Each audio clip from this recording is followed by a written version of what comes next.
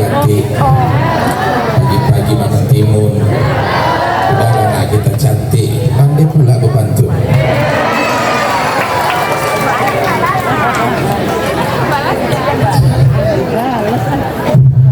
Awaknya pancing-pancing pantunnya bah. Selesai semua. Assalamualaikum warahmatullahi wabarakatuh.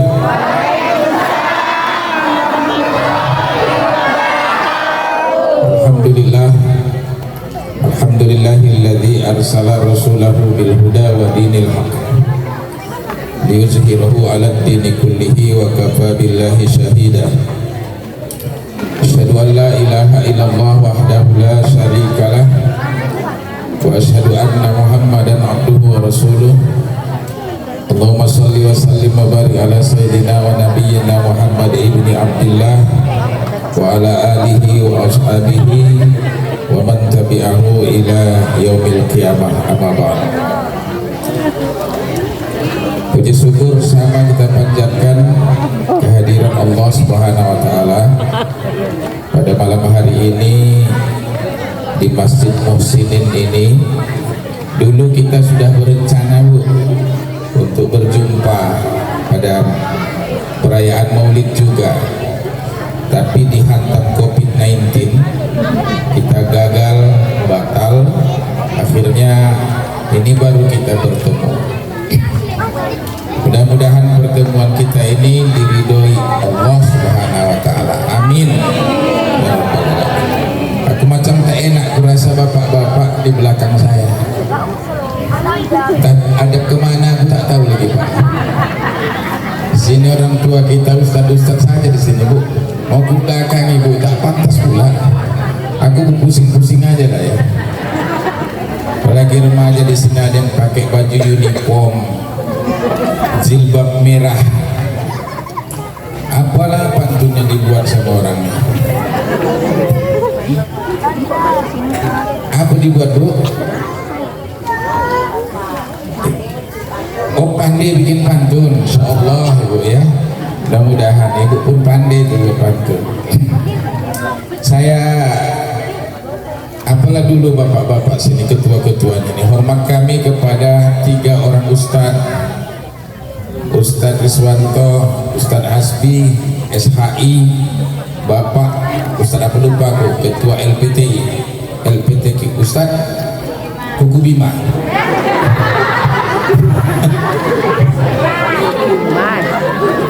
Itulah pendengaran awaknya kalau udah jauh-jauh dalam perjalanan jauh. Salah. Kemudian Ketua BKM Masjid Muhsinin. Tahu Ibu arti Muhsinin nih? Hah? Orang-orang baik lah. Gunanya saya tak cocok lagi ceramah di sini. Kenapa? Karena jamaahnya sudah Muhsinin dan baik-baik. Aku yakin ini kalau sholat berjamaah udah padat ini sampai keluar angin. Kalau ngikut namanya Muhsinin itu dah sampai keluar itu ya, tapi tak tahulah. Saya pun segan saya nanya-nanya Ustaz Asbi cemana jamaah di sini rame atau tidak. Nantilah ku hantam aja itu. Kalau kena, kalau tidak tak usah. Ya Bu ya. Hormat dan sayang juga kepada ibu-ibu sekalian. Cinta saya kepada para remaja. Remaja Masjid Al-Muhsinin. Aku tadi sampaikan sama Pak Asbi, kenapa anak-anak itu tadi waktu ini yang menyanyi. Ini yang menyanyikan semua kalau udah menikah ya orang ini. Kalau udah menikah udah besar-besar kali kan. Aku tadi maunya yang ini ya, kecil-kecil ini. Ini macam kamu itulah nyanyi. Nyanyilah kamu tadi lagu sholawat. Siapa yang salah itu? Yang salah Ustadz Riswanto. Kenapa lah tak dilatih beliau anak-anak itu menyanyi? Hah? Sudah tadi? Oh aku yang tak nengok. Turun lagu lagi mau nengok. Sudah tadi? Maafkan aku. Aku terlambat tadi Bu, karena jalan cukup macet. Jam 4:30 aku sudah berangkat tadi. Ternyata perjalanan luar biasa. sini tak hujan, di sana hujan. Hampir dari mulai air keropan tadi udah hujan, sampai air batu hujan, ya. Tanjung Balai, Batu bara hujan. Lawak mau orang. Ternyata di sini tak hujan. Alhamdulillah. Kenapa? Mungkin hari ini banyak yang berdoa, remaja-remaja nih, janganlah hujan ya Allah. Kenapa? Karena kami tidak butuh hujan. Bunga kami tetap mekar, bunga kami tetap tumbuh. Nah, bunga kami bunga plastik.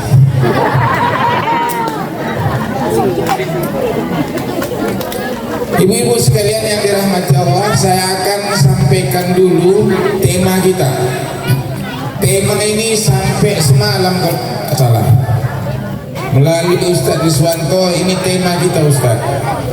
Meneladani Rasulullah adalah bukti cinta Rasul. Temanya pendek tapi pas. Kalau kita sudah meneladani Rasulullah, berarti sudah cinta Rasul. Udah bacakan aja hadisnya. Man ahabba sunnati faqad ahabbani. Kan itunya nih. Siapa yang mencintai sunnahku, maka dia sudah mencintaiku. Kata Rasul. Ada mati-matinya nih. Giliran menyanyi tadi tak mati-mati dia. Tapi yang menyanyi tadi hati-hati juga nih. Mana remaja tadi? Aku bilang pula orang tuh. Kamu di depan lah, belakang di belakang. Tak nampak aku kamu. Ayo. Siapkan memang dua lagi, mau rusak. Apa lagu orang tua yang pertama tadi, Bu? Itu udah dibahas dulu. Sepohon, bimbing aku dulu, ada yang hafal. Sepohon kayu, daunnya rimbun, lebat bunganya serta buahnya. Walaupun hidup 1000 tahun, kalau tak sembahyang apa gunanya? Walaupun hidup 1000 tahun, kalau tak sembahyang apa gunanya? Diulang-ulangi orang gitu. Kalau tak sembahyang apa gunanya? Kalau tak sembahyang apa gunanya? Kalau tak sembahyang apa gunanya? Coba ibu. Kalau tak sembahyang ngeri kali anak remaja tuh. Kalau ada yang tak sembahyang kemari, udah pulang gitu. Artinya apa? Kalau tak sembahyang, ngapain datang kemari? Kalau tak sembahyang, ngapain makan kue di sini? Kalau tak sembahyang, ngapain kumpul-kumpul di sini? Kalau tak sembahyang, memang tak ada gunanya. Makanya capek nanti Pak Imam berdoa. Kalau Bapak tuh jadi imam, insya Allah kan biasa jadi imam Pak. Orang LPTQ Pak Imam. Siap Bapak tuh mengimami sholat ibu-ibu. Bapak tuh berdoa, Allahumma khtim lana bihusnil khatimah wala takhtim alaina bisu'il khatimah. Ya kan? Doa. Ya Allah, matikan kami dengan kematian yang baik. Jangan kau matikan kami dengan kematian yang buruk. Itulah pinta kita. Ternyata kaji punya kaji. Ternyata bahas punya bahas. Siapa saja yang menginginkan mati husnul khotimah, kalau sholatnya tak beres, tak dapatnya itu mati husnul khotimah. Tak dapat. Jadi kami mati apa itu? Mati husnul khotimah.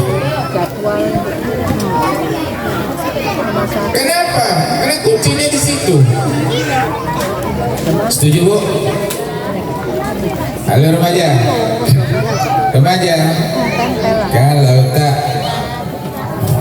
sembahyang, sekali lagi, kalau tak apa gunanya dipukul dipalu sehari-hari di dalam kubur, itulah pasti bagi siapa yang tak mau mengabdi kepada Allah yang 5 kali, kepada siapa yang tak mau mengabdi kepada Allah yang 5 kali. Kena orang yang tak mau menundukkan kepalanya, kalau ditanya anak remaja pasti tahu dia apa yang mulia di tubuh kita ini. Yang paling mulia di tubuh kita ini apa? Kepala, bukan ini. Ini kalau buang angin, ini yang malu. Mana pernah ini malu dia? Berbunyi pula. Tak pernah dia malu. Yang malu apa? Wajah kita ini yang malu. Setuju? Ini yang mulia. Yang sombong ini, yang ibu pakai skincare itu ini juga lah. Wajah kopi susu menyuruh sampai jam 1 malam. Sampai jam 10 selesai Ustaz ya. Tengok-tengok kan juga jam itu. Aku tak bawa jam pula aku. Sekarang tak tahu aku selesai jam berapa. Nanti kode aku Ustaz ya. Gini kan aja. Berarti dah selesai. Kalau enggak begini. Itu udah habis gitu ya. Ibu, mau mati dalam keadaan husnul khatimah? Maulah. Kalau kita matinya mati husnul khatimah, kapan kita hidup? Jadi datanglah Bapak Imam, biasanya Pak Asbi, Ustaz Asbi itu. Kata-kata takziah disampaikan oleh Al-Mukarram Ustaz Asbi Ismail. Ustaz itu ceramah. Semoga almarhum mendapatkan tempat di sisi Allah, di tempat peristirahatan yang terakhir.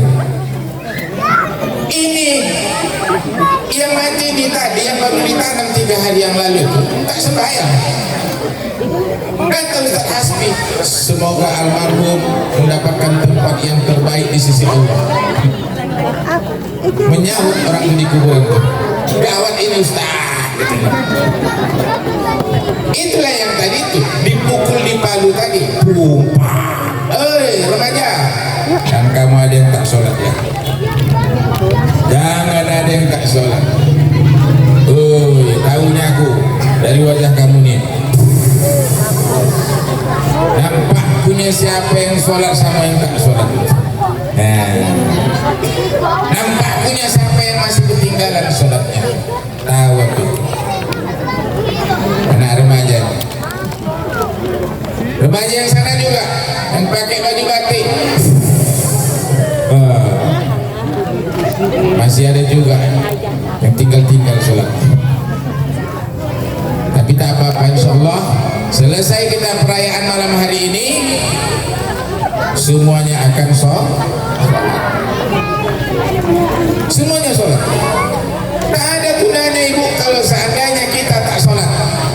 Kadang ringan kali orang meninggalkan sholat ini hanya dikarenakan ada pesta. Ibu masuk rewang ya. Ibu ikut rewang, tak mau meninggalkan ini hidangan, tak sholat. Selesai. Iya Pak. Woi anak-anak, woi, umur berapa? Yang 7 tahun mana? Yang 7 tahun tunjuk tangan. 7 tahun. Muru auladakum bisalah wa hum sab'u sinin. Umur 7 tahun suruh salat. Yang 10 tahun siapa? Tunjuk tangan. Tunjuk tangan aja, bukan mau kasih duit, kau tunjuk tangan. Tak mau sholat pukul. Ambil roti 3 patah. Dipukul. Ini bu dipukul sininya, dipukul sini. ininya ya. Jangan ditunggu. Nah, nanti bu begini kata ustadku, kau tak sholat dihajar, pamuk. Besok udah KDRT. Apa? Ham ya kan? Ham anak. Pukul untuk memberikan pengajaran bagi dia agar dia mau sholat. Siapa yang sudah 15 tahun? Tunjuk tangan. Rata-rata anak sekarang yang perempuan 15 tahun udah balik. Apalagi zaman sekarang bu, sesuatu yang tak tahu orang sudah tahu orang. Dulu kita tak paham, orang sudah paham. Betul tidak? Dari HP yang 15 tahun sekarang udah balik rata-rata. Artinya 15 tahun kamu tak sholat, begitu kau masuk usia 15 tahun kau tak sholat satu hari, besok kau meninggal. Sudah ditanya kau nanti itu di alam kuburmu, marrabbuka, kau tak bisa jawab. Semalam yang aku balik aku malaikat. Bagus mata, mama aja lah, tak bisa. Dihitung satu hari 5 kali sehari semalam, udah dihitung berapa dosa itu. Makanya kami yang tua-tua ini gawat kami ini, udah banyak dosa kami ini. Ya kan bu?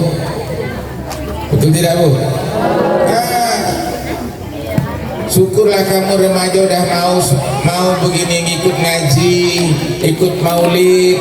Alhamdulillah anak-anak remaja serius sekali orang terutama. Ini satu dari masjid yang sama ini ya. Masjid mana kamu? Al-Falah. Hah? Oh Darussalam. Pernah aku ke situ? Belum ya? Darussalam. Tahu arti Darussalam? Kampung keselamatan, negeri keselamatan. Sini orang baik-baiknya, kamu yang selamat. Nah kalilah kau bahaya. Nah ini Bapak Ibu yang dirahmati Allah, tidak akan bisa kita masuk surga, tidak akan bisa kita mati dalam keadaan husnul khotimah kalau sholat kita tidak terjaga dengan baik. Oleh sebab itu, mari kita jaga sholat kita dengan sebaik-baiknya. Bapak-bapak, di mana kita menjaga sholat? Masjid lah. Kalau dihitung-hitung nyawa kita ini Pak, sebentar lagi harus di masjid kita ini Pak sholatnya. Nah rugi kalau kita sholat di rumah. Ibu tuh, kalau ibu ridho suka mengingatkan bapak tuh untuk sholat ke masjid, timbangannya sama 27 rakaat, 27 derajat.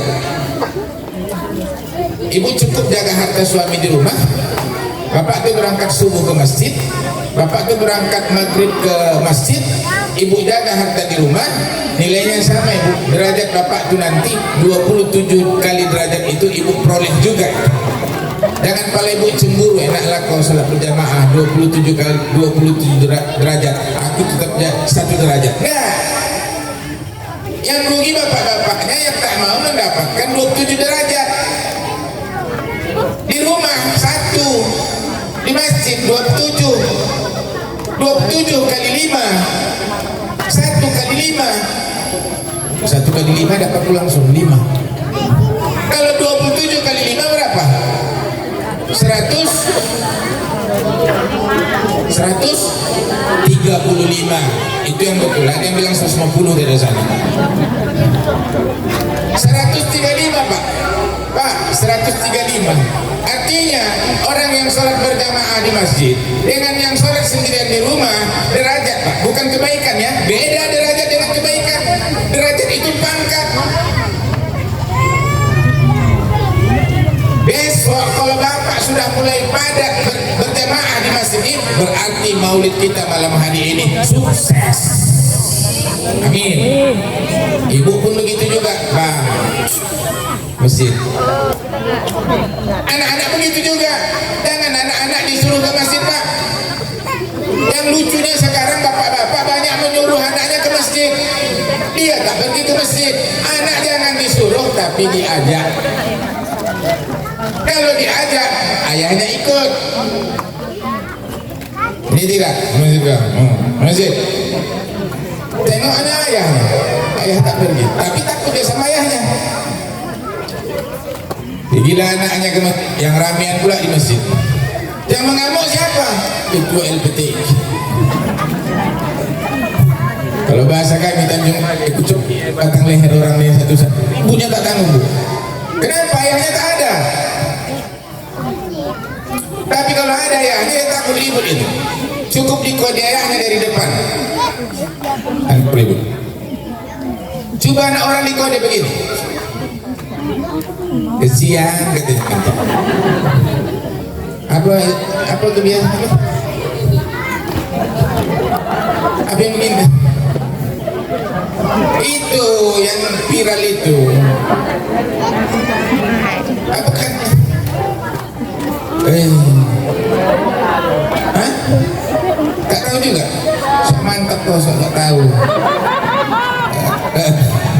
Ininya kau baru simpan itu HP-mu itu pun masih kau intip-intip juga HP-mu. Siapa yang mau WA? Malah paling-paling dia itu sudah di luar itu, nyuruh pulang cepat itu. Pulang cepat ya dek, abang tunggu di luar. Tak hasil maulid nih kalau kau pulang sama jantan, tak berhasil maulidnya. Apalagi bonceng dua perempuan di belakang, dia yang bonceng. Apakah enak laki-laki itu?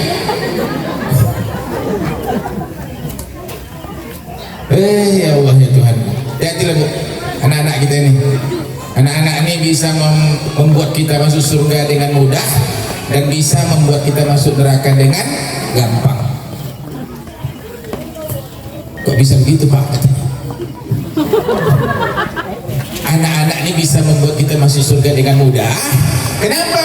Kalau mereka solehah.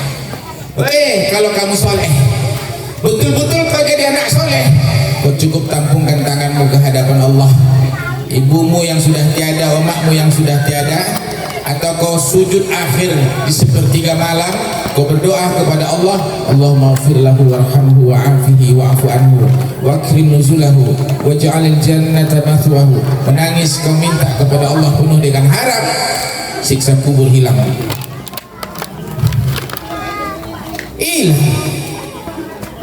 Kenapa? Doanya dikabulkan Allah Pak.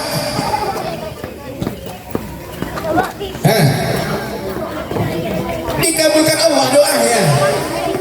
Tidak ada yang menghalangi doa anak soleh. Ya Allah ampun kalau dosa ayahku, ampun. Kasih sayangi ia, dikasih sayangi. Selamatkan dia, selamatkan. Maafkan dia, maafkan. Berikan dia tempat yang baik di sini, berikan tempat yang baik. Mantap. Birriyadil jannah, dari taman-taman surga diberikan kepada orang tuanya, baik omak maupun ayahnya. Masya Allah, luar biasa. Nah itu kalau soleh. Kalau tidak, aku tengok kamu ya remaja ini gak kucing-kucing gitu. Atau kurang makan cuman ya remaja musim ini. Bu, orang ini anak remajanya golak-golak ya orang ini hanya bukan remaja, belum masanya. Tapi syukur alhamdulillah yang tadi ya remajanya ini abang-abang ini, alhamdulillah udah. Bisa juga memasukkan neraka dengan mudah. Apalagi bapak tuh, ini bapaknya, sayang ayah kamu, tiada ayah kamu, masih yang mengangguk semua, masih ada ayah kamu, masih ada yang udah meninggal, sana udah.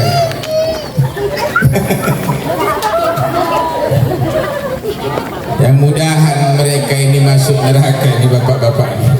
Pak, mereka ini yang gampangan ini masukkan kita ke dalam neraka. Makanya Ali bin Abi Thalib Bu, katanya aku lebih suka menjaga atau memelihara 1000 ekor kambing dari 1 orang anak perempuan. Bayangkan itu. Kenapa dia lebih suka memelihara 1000 ekor kambing dari 1 anak perempuan? Kalau kambingnya hilang, tak jatuh harga dirinya, paling dicarinya tak dapat, kau salah tidak. Tapi kalau sudah anak gadisnya hilang,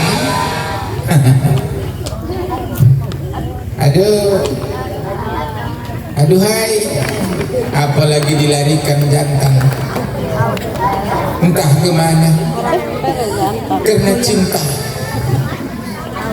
Datang orang tua mau bilang, kalau mau laki-laki itu datang dia ke rumah, berapa duitnya ada.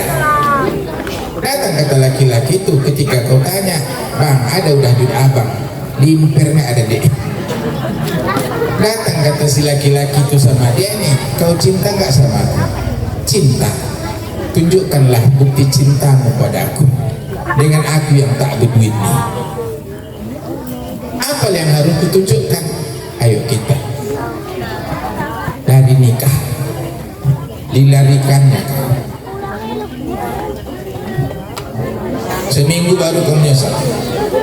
Kenapa? Lapar perut kau. Bang mau makan, belum kerja bang dek, belum makan bang, lapar bang. Kau makanlah cintanya, baru kau teringat ayah makmu. Maka hati-hati bapak-bapak sekalian, anak-anak kita ini paling mudah memasukkan kita ke dalam neraka. Hati. Saya nggak buka lagi masalah dayus, dulu pernah aku buka itu. Dayus itu apa?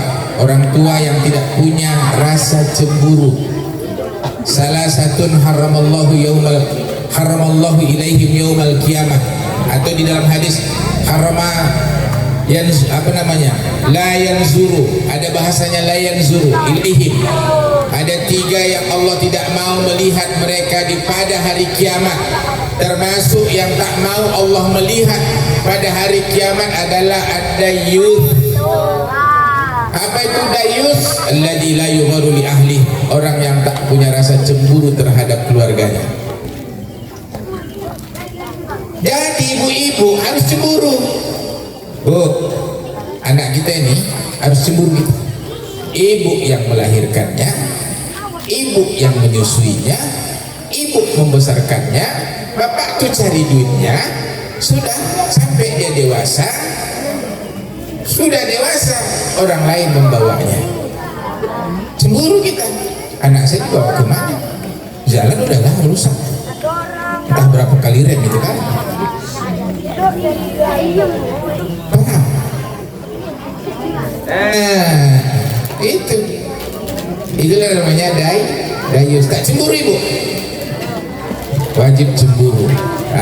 Jadi bapak-bapak juga nomor satu ya terhadap kepemimpinan, insya Allah mudah-mudahan akan berkahlah anak-anak kita ini. Amin ya rabbal. Wujudlah doa bapak. Ini doa saja tak cukup ini. Pak Imam setiap sholat tadi doa yang pertama dibacakannya tentang mati dalam keadaan husnul khotimah. Tapi tak lupa Pak Imam membacakan doa, Rabbana hablana min azwajina wa dzurriyyatina qurrata a'yun waj'alna lil muttaqina imam. Lil muttaqin, nama muttaqin. Doa Bapak Ibu di wirid Yasin, ibu-ibu berdoa juga, Tuhan anugerahkan kepada kami pasangan-pasangan kami, anak keturunan kami menjadi penyejuk mata hati kami. Tengok anak tuh dingin awak. Macam mana anak ni tadi bersolawat. Solawat apa kamu buat tadi?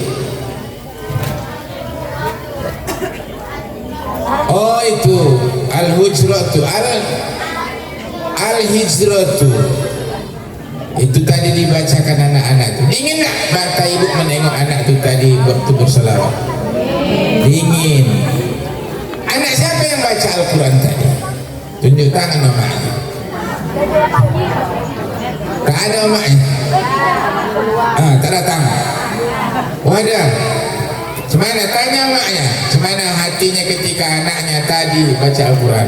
Coba tanya omaknya ketika ada anak laki-laki tadi yang membacakan arti Al-Quran itu. Dingin nggak mata hati itu Bu?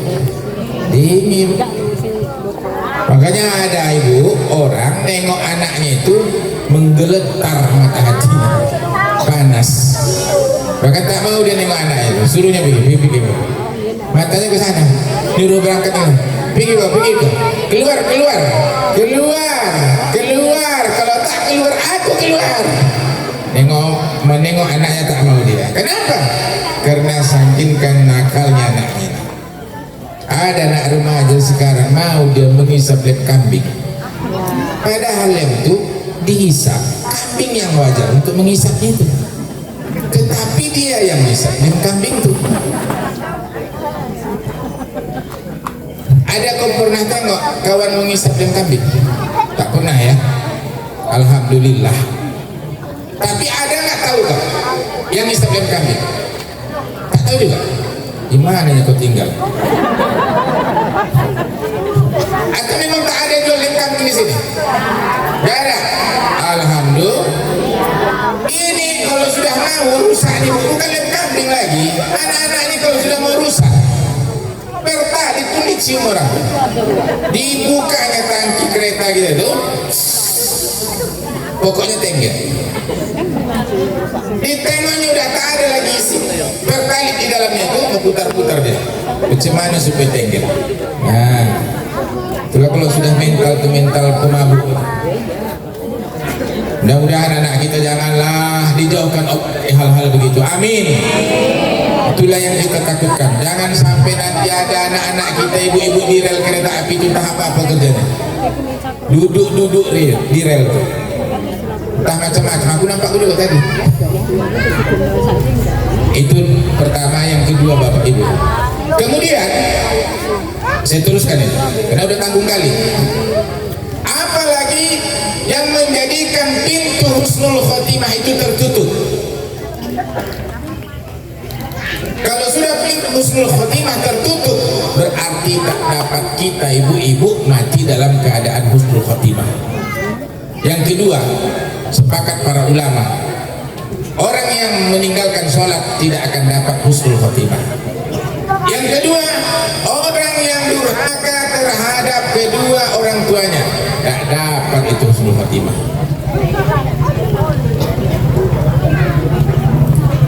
Hai manusia, hormati ibumu yang melahirkan, yang membesarkanmu. Bukan menghormati saja ya, jangan durhaka. Saya tanya, ada kubah juga? Tinggal pulang. Oh, tidak. Tidak musik kuiskan tadi itu. Kalau dapat kuis tadi 25.000, siapa yang bisa dapat? Sahabat Nabi, tapi tak pernah jumpa sama Nabi. Waktu Nabi hidup, dia hidup, tapi jumpa tak pernah. Nabi di Madinah, dia di Yaman. Dari Yaman, permisi dia sama emaknya, "Mak, aku kepingin jumpa Nabi Muhammad. Ku tinggal emak dulu ya." Dibereskannya ibu makanan emaknya ini, dititipkannya sama jiran tetangga. Dia berangkat menemui Rasulullah, tapi tak jumpa. Nabi waktu itu pergi berperang, karena handphone tak ada masa itu. Di mana ya Rasulullah? Tak ada handphone, tak ada. Jadi ibu-ibu berangkat, dia tak jumpa sama Rasulullah, pulang. Dah sampai ke Yaman, bukan dekat Yaman Makkah Bu ya, Yaman Madinah itu bukan dekat, itu jauh itu. Pulang sampai ke Yaman, apa kata emaknya? "Anakku, aku ingin ke Makkah, aku ingin haji." Udah terbayang ibu-ibu itu, aku ingin haji. Ini anak laki-laki ini bukan orang kaya, orang miskin. Dia ngambil upahan menggembala. Udah Bu, ketika emaknya kepingin naik haji, dia berpikir, bagaimana supaya aku kuat. Kenapa? Karena dia tak mampu membeli onta. ibaratkan tak mampu dia beli mobil, ya. Akhirnya dia ibu latihan dia dibelinya anak lembu kira-kira masih 10 kilo. Kemudian anak lembu ini dia gendong sampai ke bukit, kemudian turun lagi dari bukit menggendong anak lembu. Besok begitu juga, anak lembunya bertambah besar sampai hari dan hari, bulan dengan bulan, maka anak lembu itu sampai sekitar 100 kilo, digendongnya ke atas, digendongnya ke bawah, naik turun. Akhirnya apa? Badannya jadi six-pack. Tanpa minum elemen dia six-pack. Tak pergi dia ke gym untuk membesarkan otot-ototnya, tetapi dia mengangkat anak lembu naik ke atas bukit, turun bukit. Ibu-ibu, itu latihannya dia mau menggendong omaknya. Maka digendongnya omaknya ini mau melaksanakan ibadah haji dari Yaman ke Makkah. Perjalanannya bukan dekat. Ada yang tahu berapa jauh Yaman Makkah? Tunjuk tangan. Berapa? Hah? Jangan kau betongkan di situ. Berapa jauh? Gak dapat. Yaman Makkah berapa kilometer? Potong 2, 500. Tetapi 500 km itu berangkat ke Makkah. Sudah ditawafkan lagi, disaikan lagi, ditahalulkan lagi, berangkat lagi melempar jumrah, bermalam di Mina, kemudian selesai fardu rukun haji, pulang kembali ke Yaman 500 km lagi.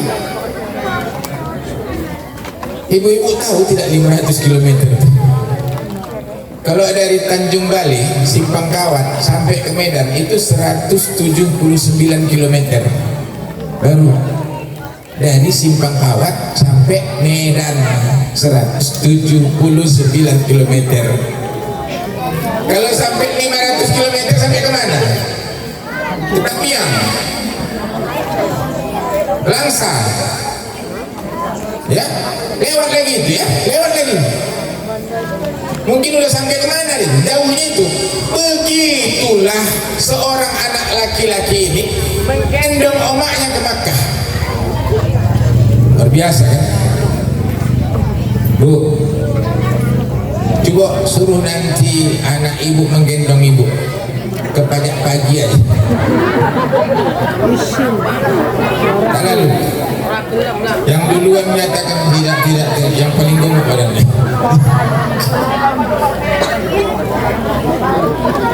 Tapi Uwais Al-Qarni tadi digendongnya omaknya ini. Luar biasa. Tapi Rasul menyuruh sahabat-sahabat, nanti kalau kamu mau minta doa dengan orang, kau minta doa tuh, Bu, doakan aku ya, minta doa kita. Kamu kalau mau minta doa dengan orang, doanya dikabulkan Allah, tidak ada penghalang doanya, kau datangi nanti, namanya bernama Uwais Al-Qarni. Dia dari Yaman. Dulu sebelum dia menggendong emaknya ke Makkah, itu tubuhnya penuh dengan penyakit sopak. Apa itu penyakit sopak? Putih-putih. Sopak, bukan panu, Bu. Ini atau moyangnya panu. Dia akan tumbuh, dia bangkit, dia macam putih susu. Ya, itu sopak. Biasanya orang yang kena sopak itu karena terbiasa memakai air yang terjemur matahari. Kecuali penjemurnya itu terbuat dari emas dan perak. Mana ember ibu di rumah dari emas dan perak, jemurlah airnya itu tidak apa-apa.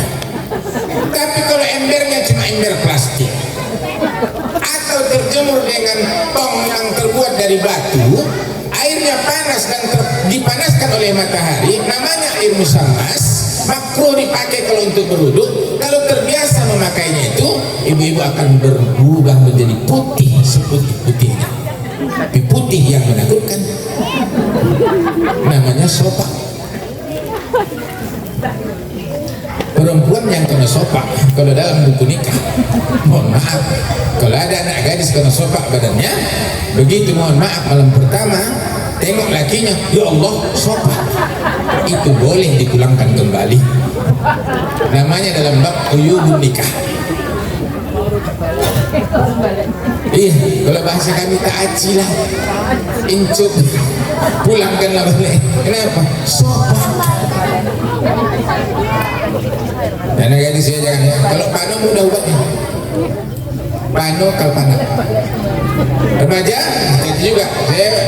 Saya mengajar di 3 sekolah. Murid saya tengok bukan berpano, bertato. Ada perempuan bertato, Bu, anak Aliyah. Saya bilang sama dia, saya tanya, kau tahu nggak hukum tato ini? Tahu Pak, apa hukumnya? Haram.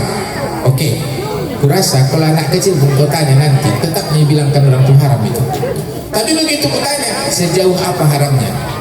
Kata aku Pak, ingat, pahami ini. Saya bilang, orang yang bertato itu setiap hela napasnya keluar dan masuk, setiap ibadahnya, setiap sholatnya, setiap puasanya, setiap dia bersedekah, kalau masih ada tatonya, sayang. Kenapa? Karena dia tetap dalam laknat Allah 24 jam. Tahu laknat kan? Dikutuk. Remaja, jangan kau bertato, lebih mulia kau berpano. Badan kau tu penuh dengan pano sekalipun kau terima. Jangan kau tolak nanti ketika dia meminangmu, maaf bang, banyak kali panonya, tahan dulu bersama, paling setengah bulan, siramkan kalpanak 2 ember sama dia, insya hilang itu panonya. Tapi kalau sudah tato, ulama sepakat kalau tato itu dibuang, kalau bisa dibuang wajib dibuang. Kecuali tato itu pada tempat-tempat sensitif yang apabila dibuang akan menjadikan mudarat dan penyakit bagi dia, maka tato tidak lagi haram untuk dibuang. Tapi kalau hanya di lenganmu ini, buang tato itu. Aku takutlah tren-tren anak-anak kita ini sekarang. Gak nampak ibu, bapak tak tahu, dia hanya buat sedikit saja. Di mana? Bisa jadi di sini. Gambar apa? Love. Tahu love? Love nih. Inilah sakit orang Tanjung Balai tak tahu bahasa Inggris. Lalu juga lah sama anak keponakannya. Love. Love. Awak giliran datang guru bahasa Inggris dulu begitulah. Masuk guru bahasa Inggris itu udahlah. Alah, awak doakan ya Allah jangan guru bahasa Inggris nih. Datang juga dia. Makanya sampai kelas 3 dulu awak bayar tahunya I love you saja. I love you, my darling, my honey. Itu aja lah. I baling-baling you. Kalau lain tak dapat awak lah. Tapi kalau orang rumah jago juga bahasa Inggris mah, aku bawa tadi orang rumah. Kenapa tak dibawa kemari? Nanti ke situ saja ibu tengok lagak kali orang rumah. Ibu-ibu yang dirahmati Allah Subhanahu Wa Taala, ya harus diperhatikan. Nah, bagaimana tadi aku bilang? Jangan bertato. Remaja, jangan bertato. Dilaknat Allah. La'anallahu al-wasimah wal mustausimah, kata Rasulullah dalam hadis sahih. Allah melaknat, Allah mengutuk orang yang bertato dan tukang tatonya. Saya sampaikan ini. Bayangkan kau sholat Allahu Akbar, tapi waktu kau sholat Allah memandangmu dengan laknat. Kau puasa Ramadan Allah memandangmu dengan laknat. Buat apa itu?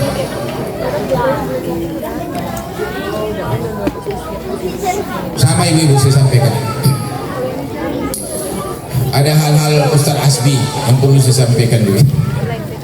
Dulu, Bu, dari perlanaannya pun terkenal juga keyboardnya nih. Ngeri juga keyboard perlanaannya dulu. Tapi mungkin tak di sini Pak ya, perlanaan matanya itu, entah dari dalam sana. Bu, dulu Kalau di tempat kami, keyboardnya dari mana? Kalau tak dari Rampah, Perlanaan.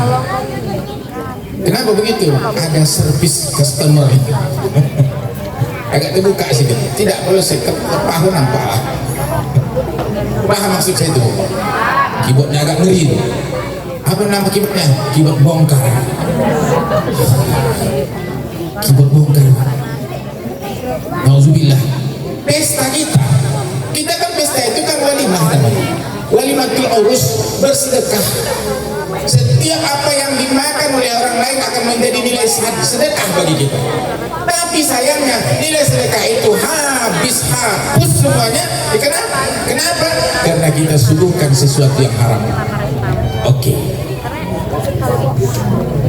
Sekarang keyboard model begitu udah tak ada. Alhamdulillah. Datang pula model baru. Datang pula model baru yang gimana? Encok. Ibu bayar mahal-mahal itu. Ada yang sekali syuting dia 600.000. Ada yang 1 juta khusus untuk memanggil dia. Dipakainya baju India. Lagu kucu-kucu hotahi. Tumhara.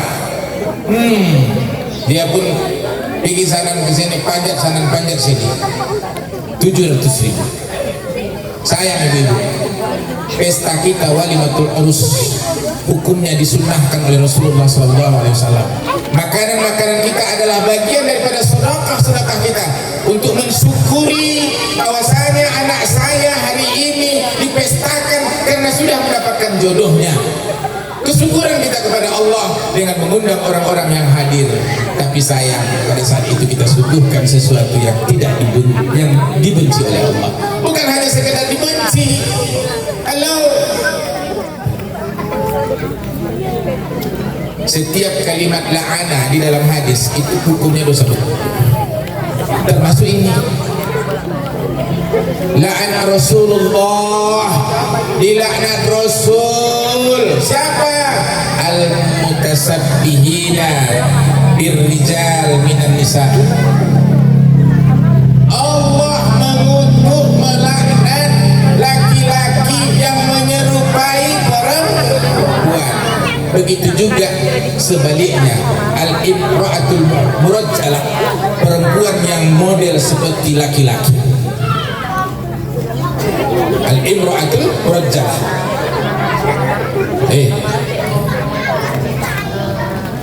Kamu nanti nak menikahnya kamu kan?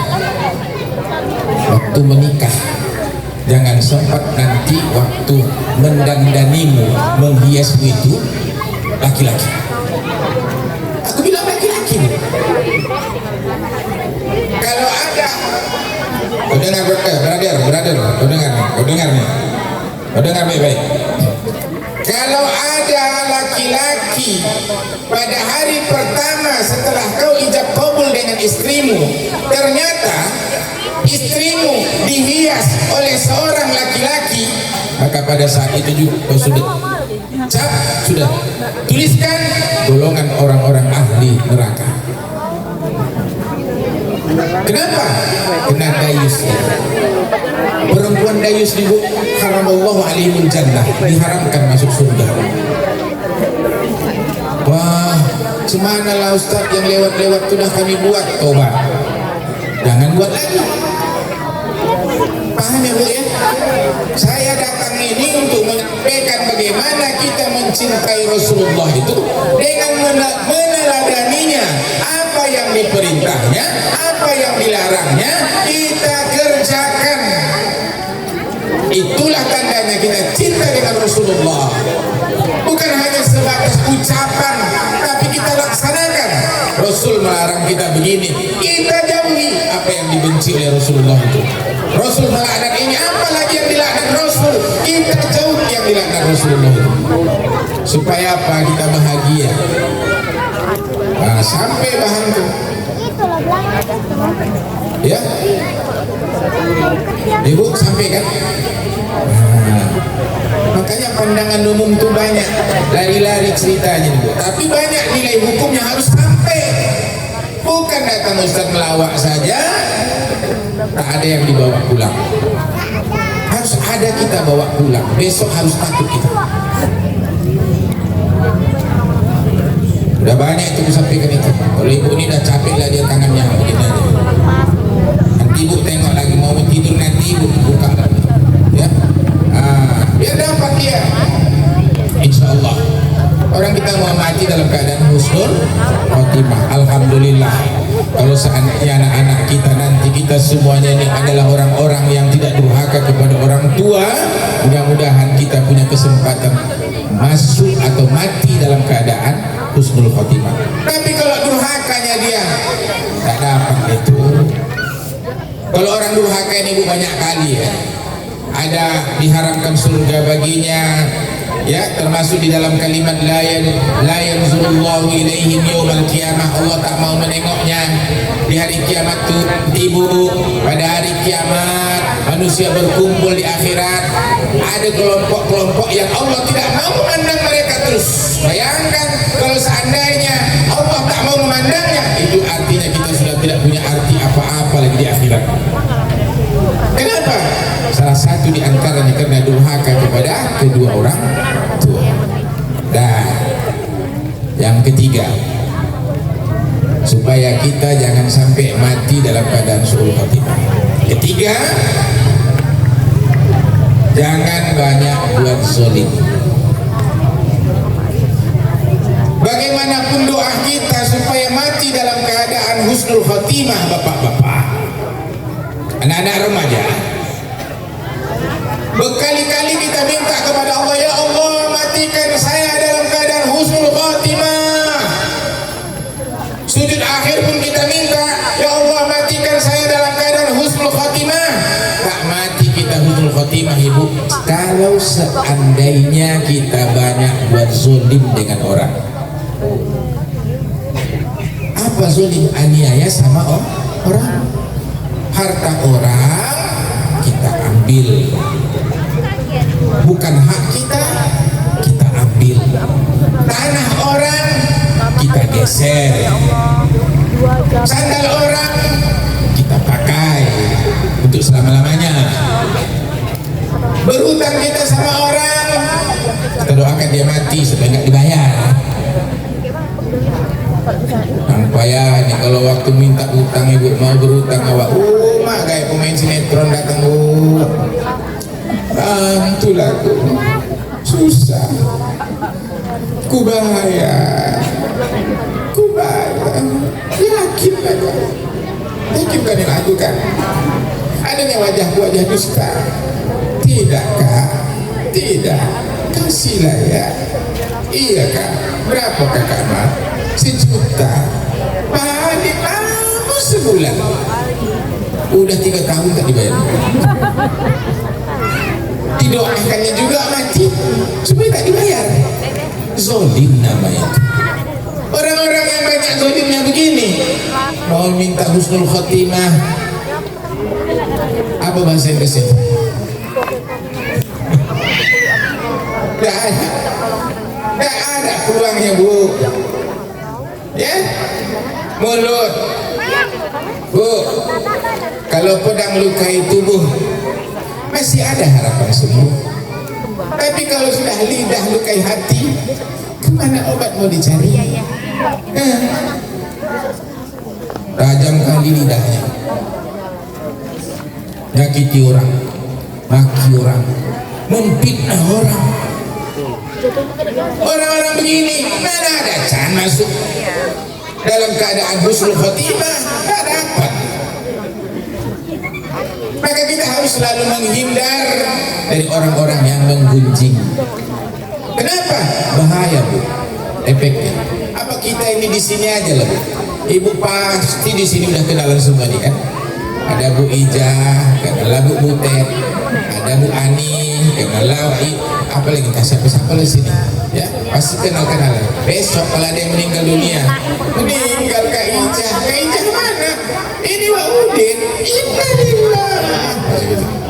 Tapi kita bilang innalillah itu, kita tak ingat aku ada dosa sama dia. Bayangkan ya, Makanya jangan ada kesuliman aniaya nih, bahaya nih. Bahaya bu, menyakiti orang, lebih baik disakiti. Mengutang sama orang bayar, jangan tak dibayar. Jangan nanti dipinta dari pintu depan, pintu belakang. Ya Allah, kalau orang yang utang, jangan tak menunggu dia bu ya, tak menunggu kiamat tiba. Halo, ini kalau ada orang yang suka ngangsurkan baju, suka kan hatinya nih, langsung ngangsurkan. Ada di sini yang dulu dia, boleh tahu Ustaz buka panjang-panjang dikit Ustaz. Ya keras orang Ustaz. Mudah-mudahan besok dibayar, dikirimkanlah sama Ustaz sebagian. Tak usah malam bu, aku nyampaikan hukumnya aja bu, tak nunggu lama. Masuk kita ke alam kubur, ketika ditanya, itu yang menjawab apa? Datang malaikat. Fa idza jaa malakani wa kalami, maka datanglah malaikat, dua orang malaikat yang menjadi wakil Allah nih bu, bertanya kepada kita. Oh, yang menjawab itu apa? Kita yang jawab. Nehi muhabbat karega. Zindagi meretum ki melelehe. Bukan kita yang jawab bu. Yang menjawab amal yang menjawab. Sekarang pertanyaannya, apakah amal kita itu bisa menjawab?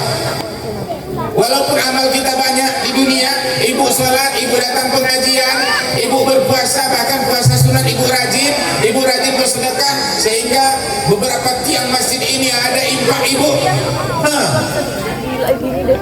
Kira-kira amal ibu itu banyak, tapi amal ibu ini tadi tidak bisa menjawab. Kenapa? Mu'allaqatun bidainihi, Allah gantungkan di atas. Allah belum berikan sama dia, Allah jadikan boroh di atas. Ini amal belum bisa diterima. Kenapa? Karena masih ada hutangnya yang akan dibayarkan nanti di akhirat. Amalnya menjadi tak bisa menjawab pertanyaan kubur kita. Bahaya. Baru ibu tuh mau nunggu tengok mati ya. Inilah tak mau aku datang tadi, udah yakin aku tadi. Ini pasti kena aku nih.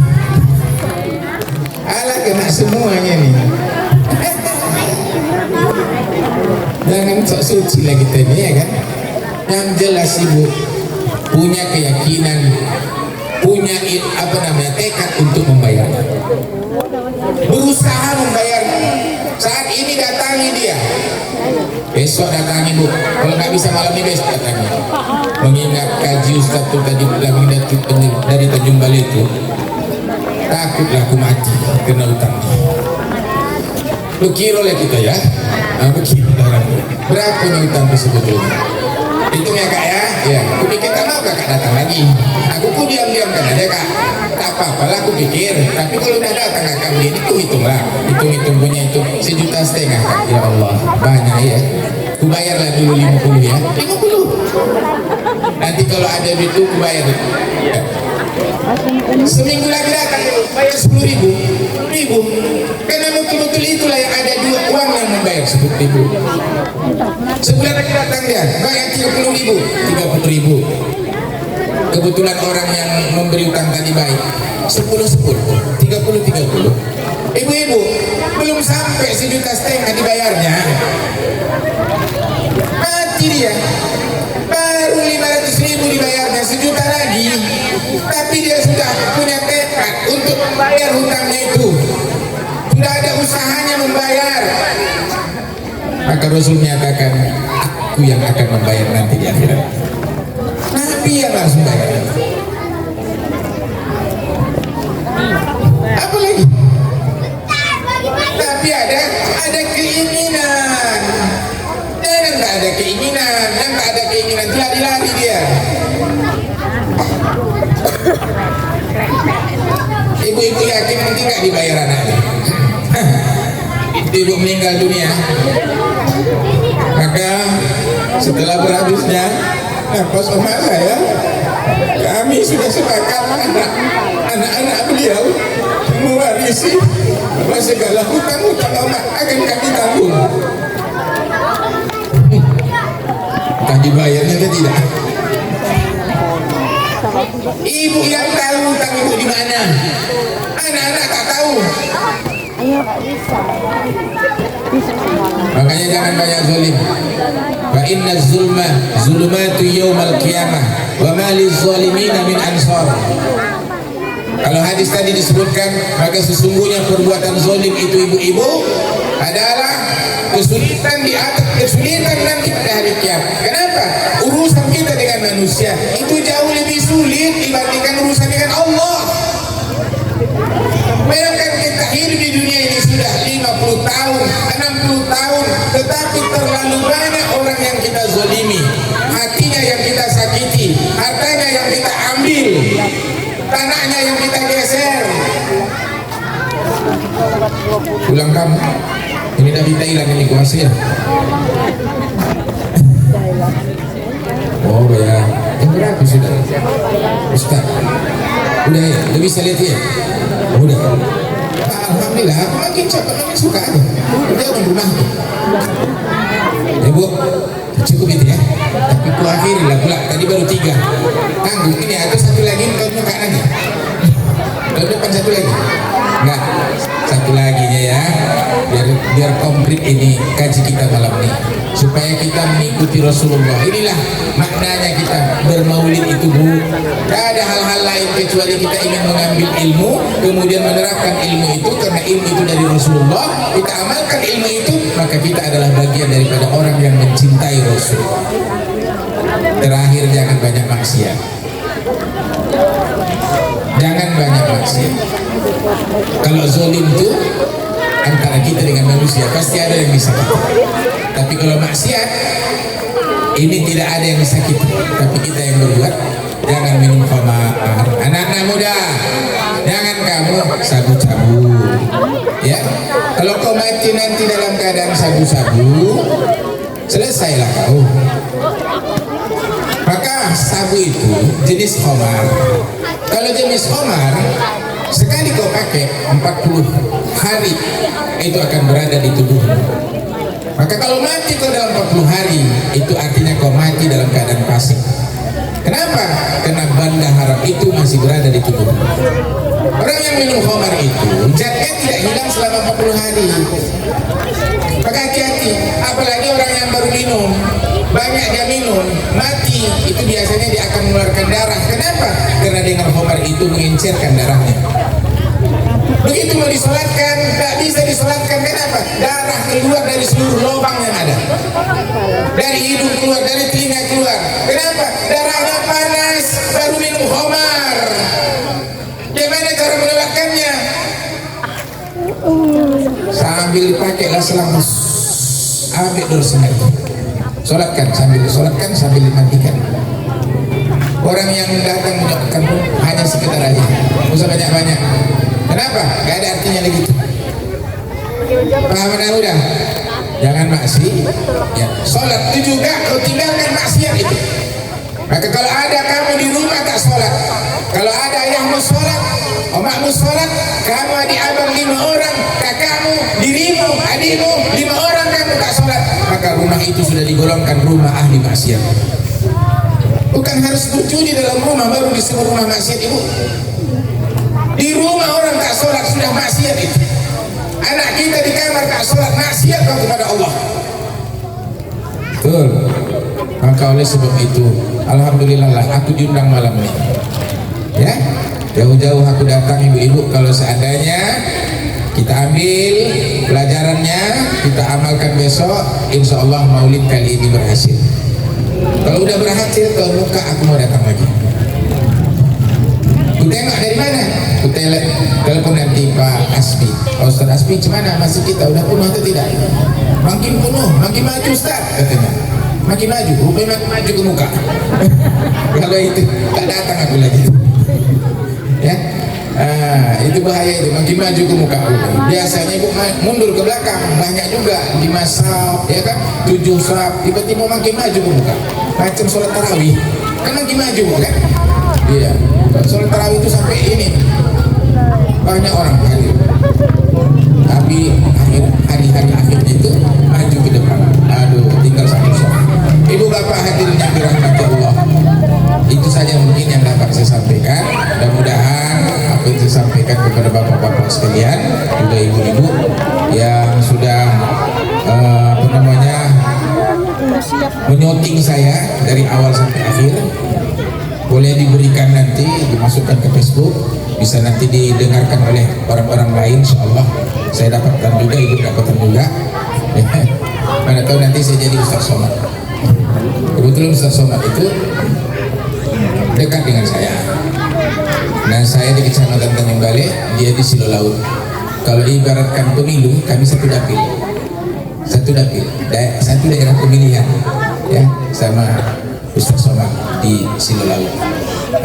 Alhamdulillah, itu yang bisa kami sampaikan. Terima kasih atas segala perhatian. Saya cukup bersemangat untuk menyampaikan pada malam hari ini. Tapi yang saya sampaikan adalah nilai-nilai kebaikan. Ya, kita tutup doa Ustaz ya. Ya, kita berdoa. Astagfirullahaladzim. Ayo anak-anak, doa kita dulu. Ayo berdoa ayo. Doa kami ini yang makbul ini langsung. Doa kami sebesar sore.